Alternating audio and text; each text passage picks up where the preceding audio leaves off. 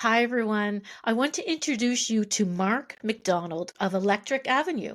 His company provides smart charging solutions and a cool mobile app to track your charging activity.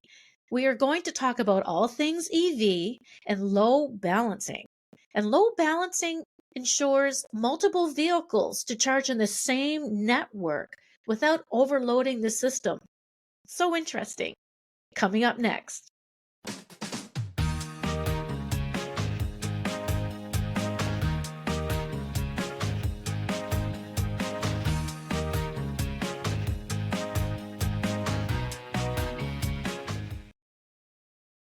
Hi, Mark. Thanks for joining me today.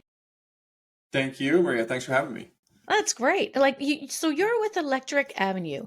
Tell me about you and how it all began. Yes, absolutely. So Electric Avenue is a company I started, getting close to 3 or 4 years ago now. And I've been an entrepreneur most of my career. I had a brief stint with, at the time, it was the largest tech company in Canada, Nortel Networks. And this was back in the early 2000s. So for anyone who remembers that recession and the Yeah, dot-com bubble, I was left jobless and seeking, or at least trying to take my future into my own hands. So I became an entrepreneur shortly after in the very early 2000s. And then I've always been in the sales and marketing side and business development side for electrical manufacturers. And we were looking, electrification, I thought was really important to our vertical. I thought it was important to the business at the time, which was catalyst sales and marketing. And we were looking for a partner to work with in the EV charging space because one, the importance of like a greenhouse gas free environment, but two, more importantly, for many people in our organization was just like making this shift into where business was headed with electrification. So we couldn't find a traditional partner in the electric vehicle charging space that understood our customers, our channel, our path to market. So after quite a bit of frustration and winning some projects with some partners who didn't really align with what we were trying to do, we just said, and I said, forget it, let's start our own company and we'll do it ourselves. And that's where Electric Avenue was born. It was really our existing customer base with catalyst sales and marketing was looking for this solution. We couldn't find one. So we literally built the solution for our customers. And that's what Electric Avenue is now. It's a full product suite and software suite where you can really do anything you could imagine from a recharging an electric vehicle perspective goes. interesting. Now, when someone is looking or studying EV adoption, the numbers don't lie. When you're looking at data points, they're very important. So, what are your thoughts on the business, of electrification? Yeah, I think like any business or any predictive model or indices, it's like, okay, it's going to fall somewhere in this spectrum. So Mhm. right now, and I get, why there's short sellers and naysayers in the space because it is such a broad sensitivity analysis on what adoption looks like. So right now, I think we're in a bit of a negative news cycle around EVs because maybe some of the bullish targets weren't hit for the 2023. So just going back to your question on the numbers, I think Mhm. we're around 10.5 million cars globally in 2022 were zero emission vehicles or battery electric vehicles, BEV as they're known as. This year we're at 18 million. So it is a massive increase by most people's measurements. But the US, for example, I think was hitting a 70% year over year growth and they only hit a 50. So all of a sudden, you'll get some negative market speculation around that, but there's also people with a vested interest, in electrification not moving at the pace they want it to, whether they're in an industry that is counter to it or it threatens that industry, or it's strictly an investment thing. They have short positions in some of these stocks related to electrification. But yeah, the numbers themselves don't lie. We were up, like I said, 18% of all vehicles sold globally were zero emission vehicles or battery electric vehicles last year. And the compounded year over year growth rate is just exponentially going up every year. So where does it fall in that spectrum? Somewhere maybe in the middle of the bull end or the bear end, but it's still moving at a pace that you can't deny. It's coming. It's just a question of how fast it's coming.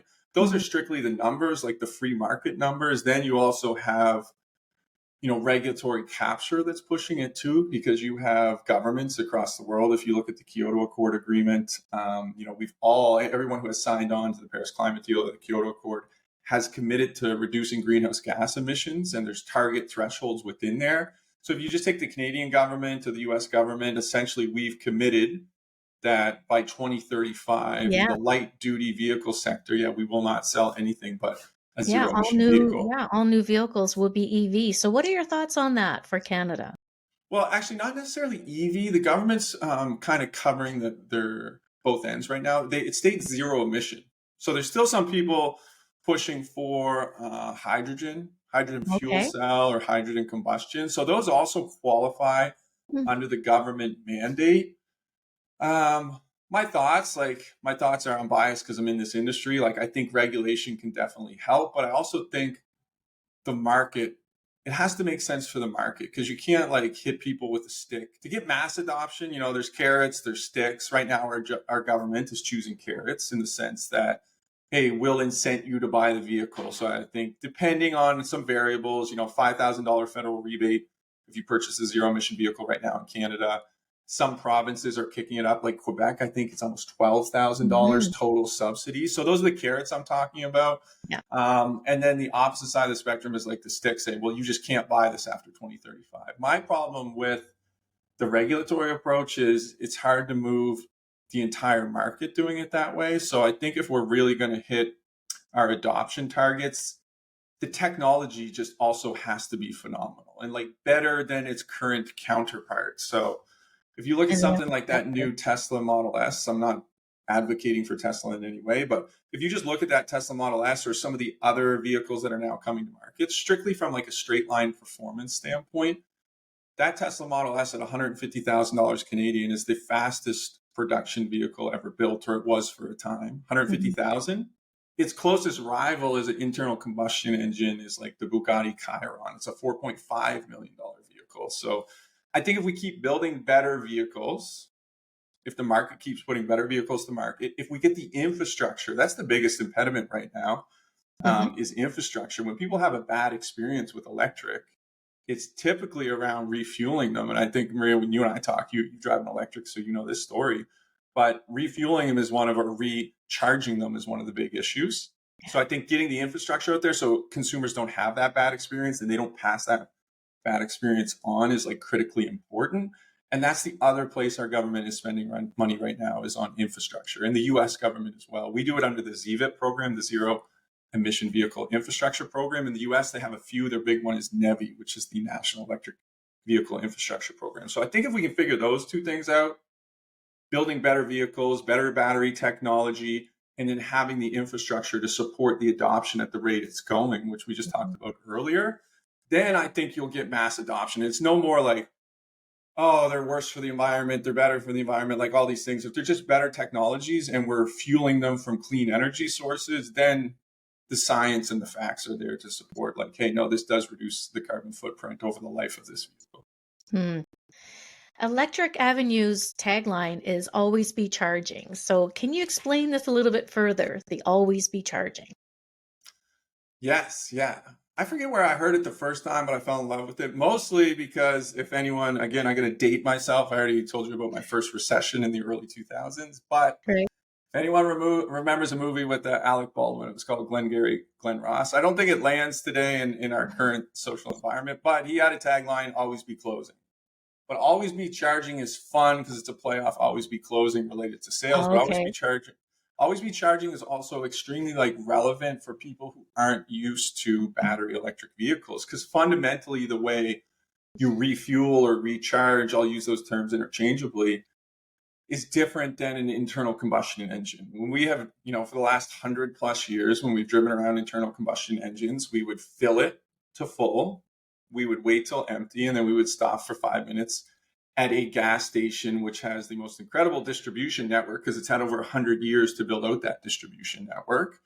So that's how you would fill up a gas vehicle, an internal combustion engine. Wait till empty, fill it back up to full, maybe drive a week, maybe drive 2 weeks, whatever your driving habits are, and you would refill it.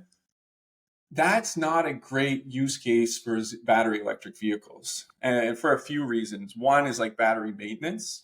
So to constantly let the battery go down to 0 and bring it back to 100, it actually kills, it degrades the life expectancy of that battery and also the range that that battery can provide. So the concept of always be charging is like a play off how conceptually we need to change our refueling, recharging habits with electrics. It's better to play this game of constant top up. So I get up in the morning, I unplug my vehicle, I drive to work, I drive to the grocery store, I take my kids to the rink or the gym, whatever it may be, and I come back. They call it the 3 seconds a day. I plug in at night, it takes me 3 seconds. I unplug 3 seconds in the morning. That is significantly better for battery maintenance. And that's why so much, going back to what I mentioned earlier about infrastructure, how infrastructure is going to change consumer perception. Because the more infrastructure we have everywhere, the easier this ABC habit becomes. So I have a charger at my workplace. I have a charger at home. I have a charger at the IKEA, at the mall, at the movie theater, at the golf course. My fleet has charging on site. My home has a charger. My apartment building has a charger. And then I'm constantly topping up.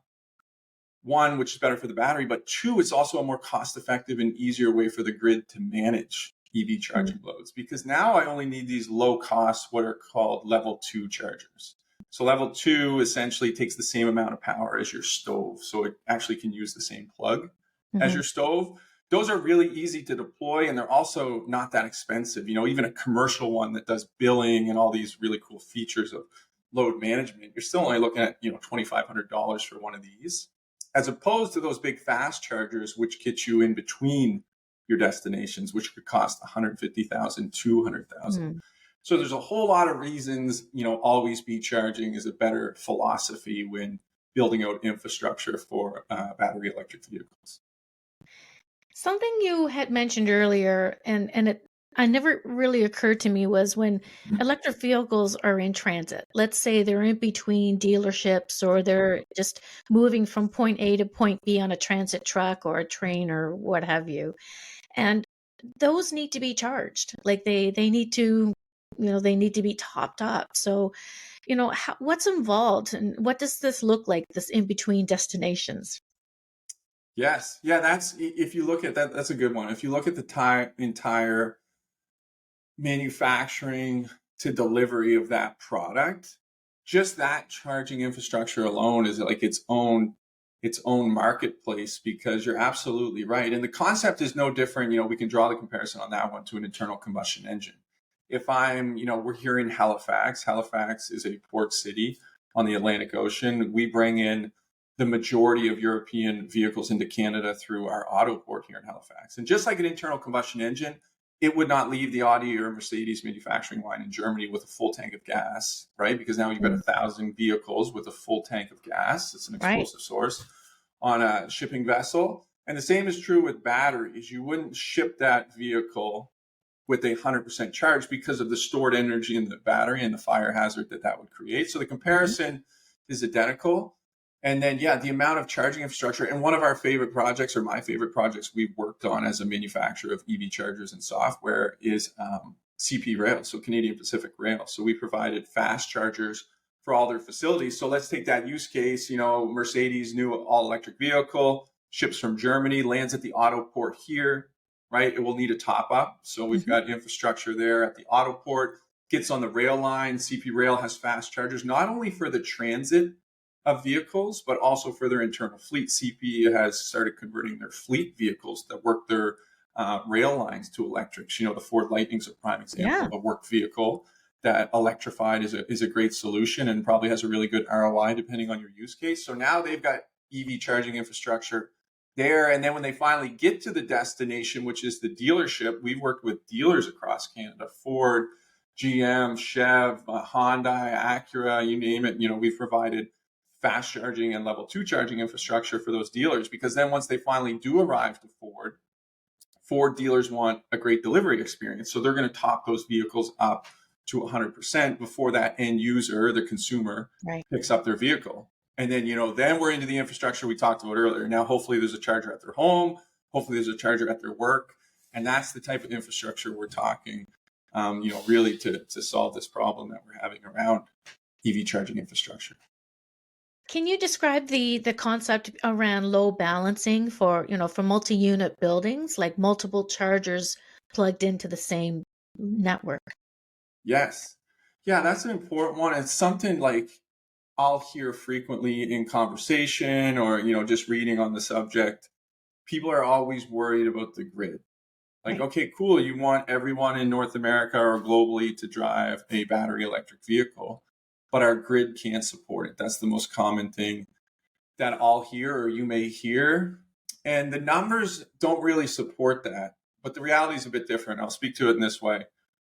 Right now, if we want to electrify 100% of the light duty vehicles in North America, we only need about 15% more energy on the grid. So if you turn on every single production facility and every single peaker plant, so every generating station and every what we call peaker plant or peak demand response, if you just maxed out energy production right now in North America to electrify the transportation system, we only need about 15% more energy.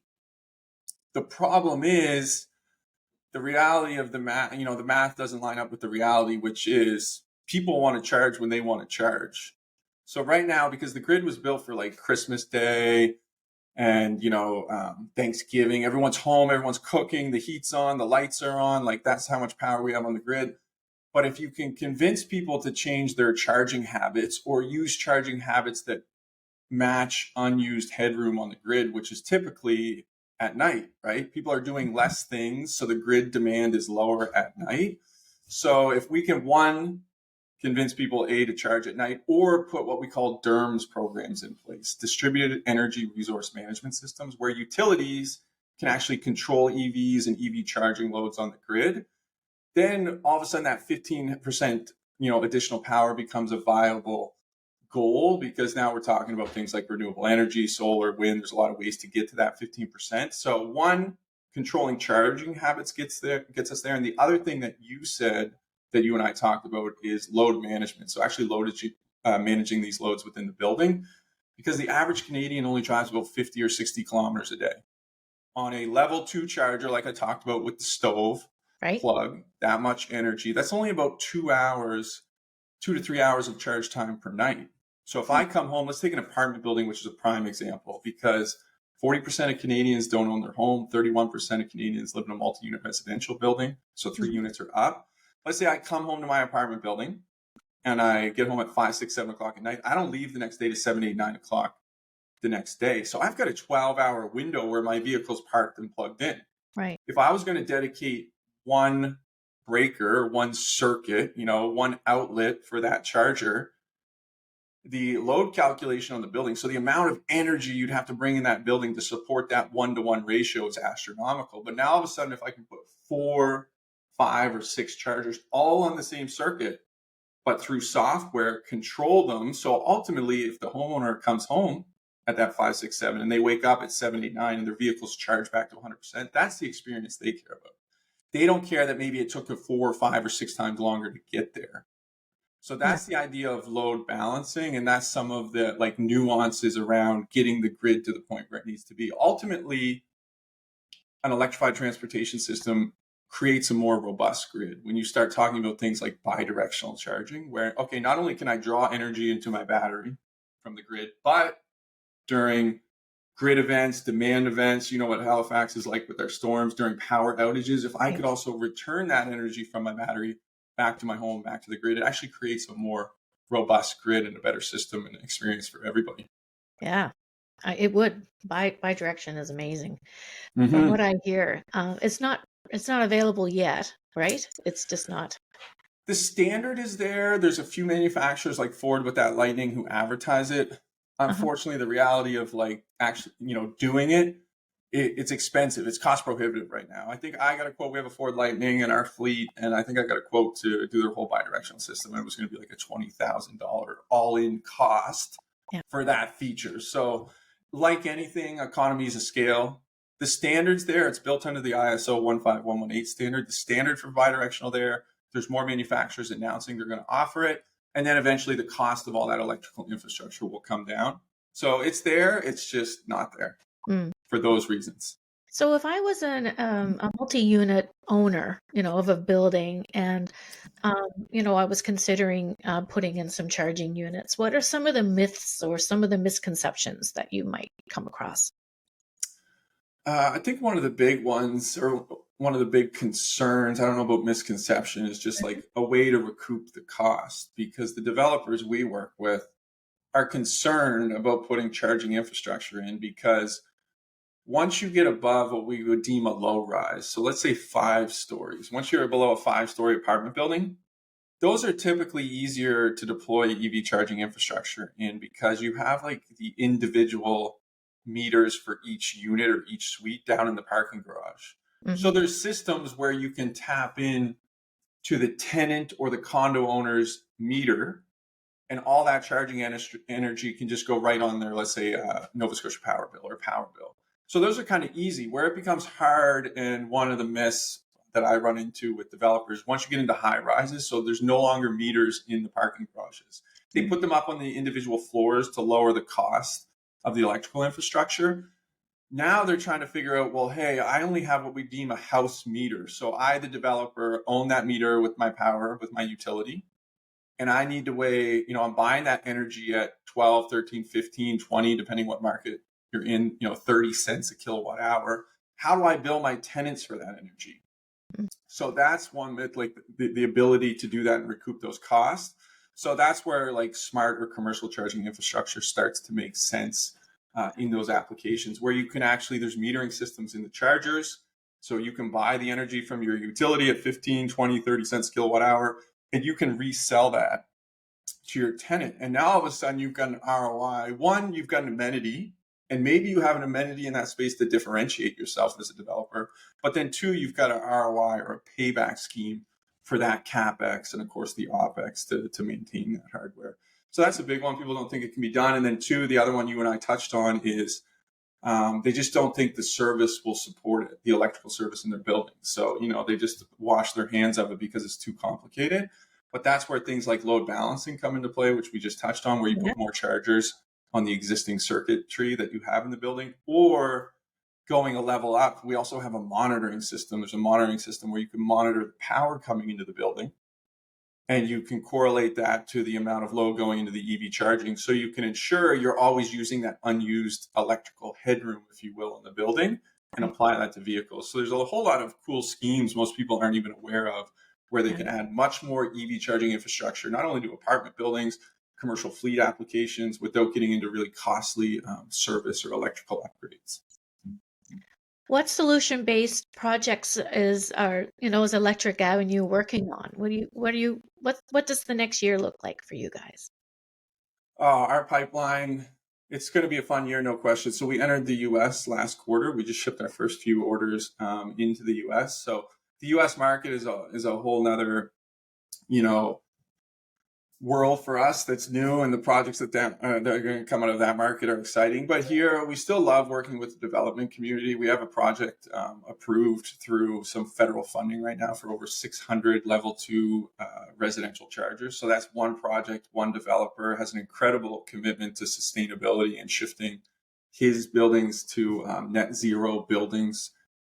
So really excited about that one.